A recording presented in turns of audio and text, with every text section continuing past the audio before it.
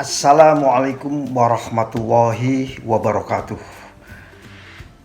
Hadir kembali saya di sini akan berbagi perihal kenapa bisa mabuk laut.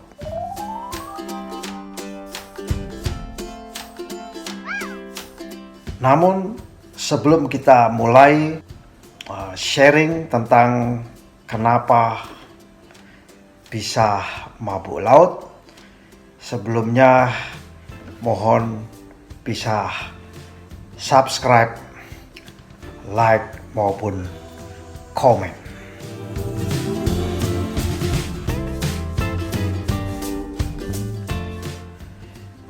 Kawan-kawan semua, pertanyaan kenapa bisa mabuk laut artinya keingintahuan. Yang pertama, kata mabuk.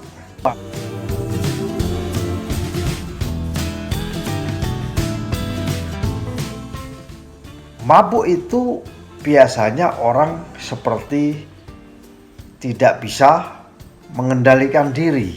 Itu namanya mabuk. Di darat pun itu ada namanya mabuk. Kalau kita di rumah ada gempa bumi, kita juga mengalami pusing.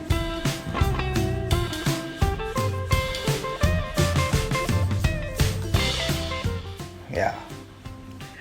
Sedangkan kita naik mobil, ya. Kita naik mobil di mana ada gerakan mobil, maka bisa jadi kita pusing.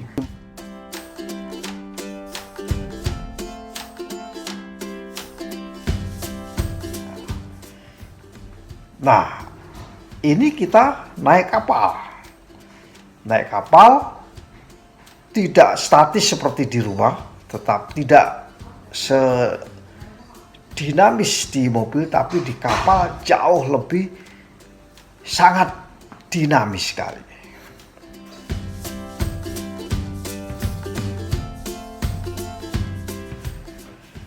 So, kenapa orang naik ke kapal bisa mabuk? Kenapa penumpang kapal itu pada saat naik ke kapal kemudian orang itu bisa mabuk? Penumpang tersebut bisa mabuk. Kenapa kru kapal itu naik kapal juga bisa mabuk? Kenapa kita ini bisa naik ke kapal itu mabuk? Ada rahasia kenapa manusia naik ke kapal itu bisa mabuk.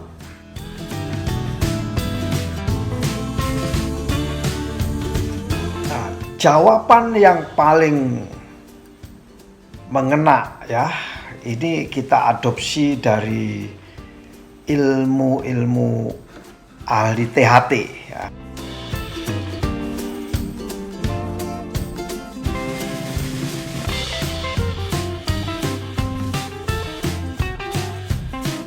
Di telinga, hidung, dan tenggorokan.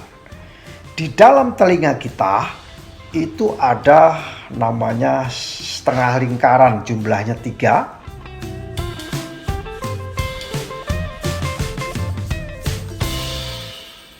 Nah, di situ ada cairan. Di dalam telinga kita ini ada cairan. Nah, cairan yang ada di dalam setengah lingkaran yang jumlahnya 3 tadi itu fungsinya mengatur keseimbangan tubuh manusia.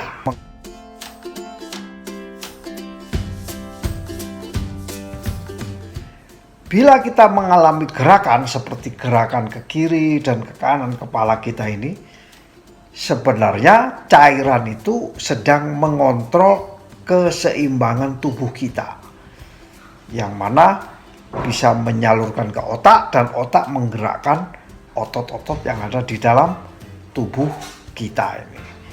Sehingga apapun yang terjadi di kapal sama. Jadi gerakan eksitasi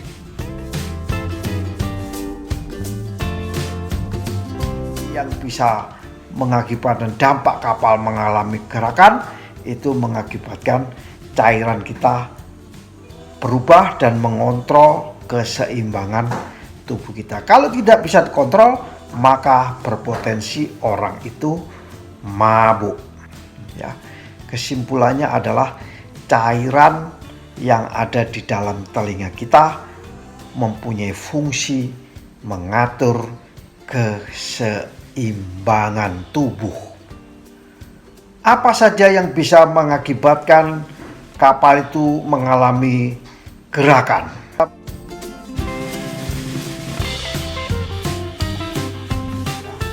Kapal ada yang mengalami gerakan. Apa yang menyebabkan kapal ini mengalami satu gerakan? Yang pertama, kapal disebabkan oleh adanya gelombang.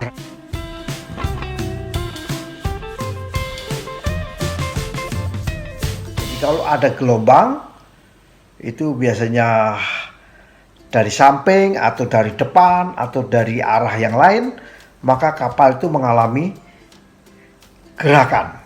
Nah, gerakan-gerakan inilah memicu manusia mengalami gerakan miring, dan cairan juga mengalami ketidakseimbangan, dan cairan berusaha mengontrol tubuh kita. Kalau itu tidak bisa terkontrol, maka gelombang tadi mengakibatkan kita mabuk.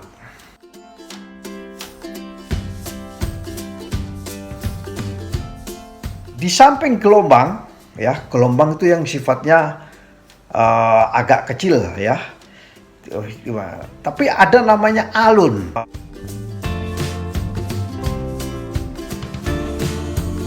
Ya.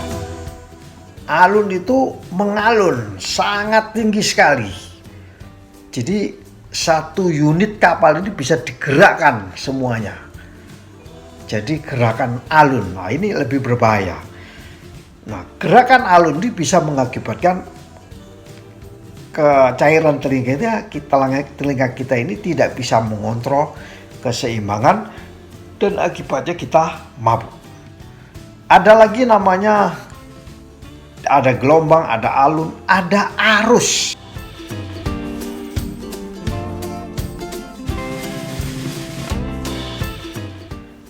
Jadi arus itu biasanya ada di bawahnya permukaan air laut, dan itu bisa mengakibatkan pengaruh kepada berimpact pada bodi suatu kapal.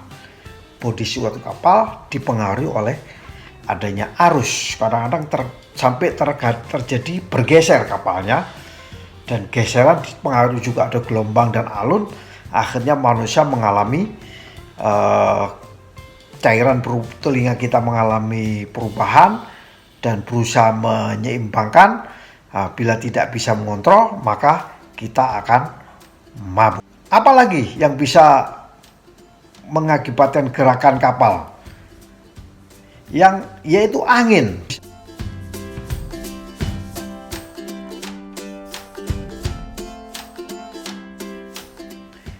Angin ini bisa menerpa lambung kapal yang bagian atas garis air, atau menerpa bangunan yang ada di atas geladak kapal. Kalau anginnya kencang, maka terjadilah gaya, ya, namanya wind force.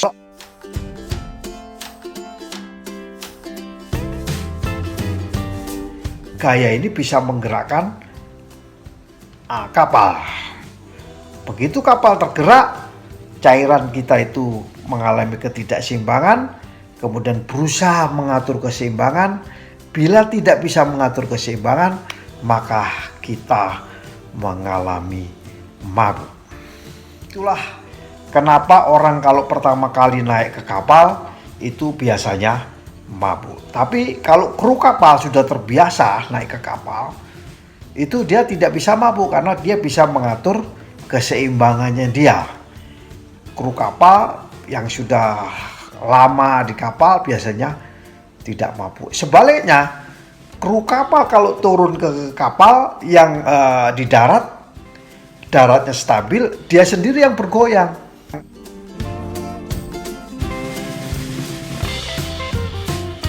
Dia sendiri yang bergoyang karena mengikuti gerakan yang ada di kapal. Masih banyak lagi sebenarnya yang bisa mempengaruhi gerakan-gerakan satu kapal. Namun yang lebih penting lagi, kita harus tahu yang namanya tangan kita kalau diginikan itu ada ada 3 sumbu ya, sumbu jempol, sumbu telunjuk, dan sumbu jari tengah.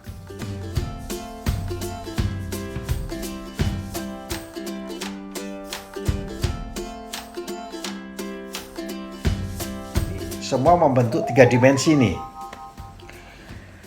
Ada satu gerakan kapal yang mana gerakannya ini berdasarkan garis sumbu. Jadi maju ke depan. Nah, terjadilah gerakan ini. Ada gerakan yang berputar dari sumbu ini.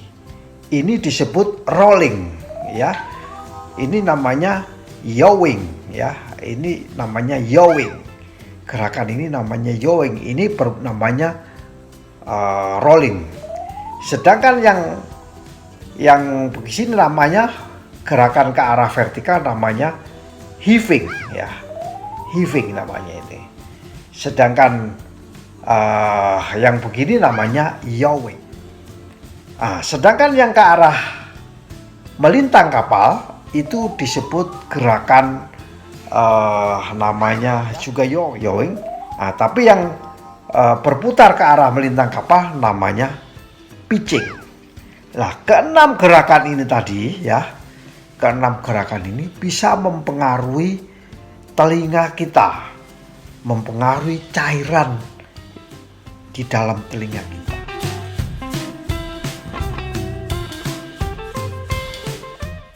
Cairan telinga berubah dan dia memberikan sinyal ke dalam otak dan dia melakukan mengatur keseimbangan, dan bila tidak mengontrol maka keenam gerakan kapal tersebut bisa mengakibatkan kita mabuk.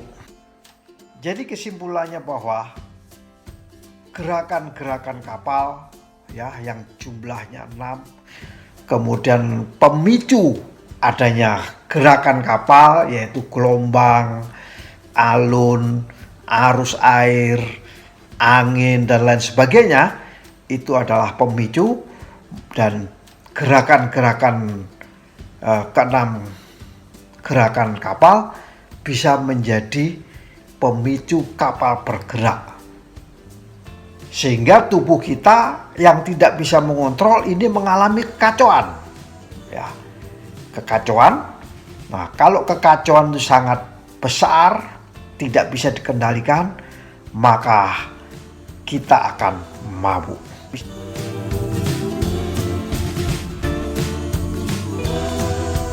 Bisa muntah kita, bisa pusing, bahkan bisa pingsan.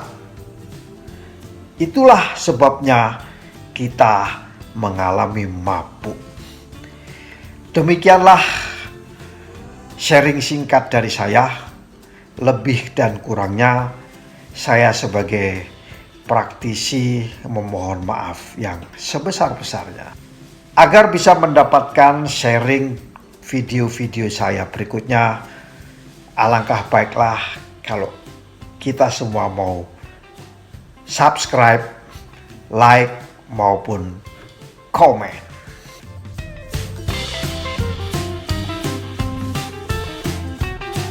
Wabillahi taufik wal hidayah, wabillahi ridho wal inayah.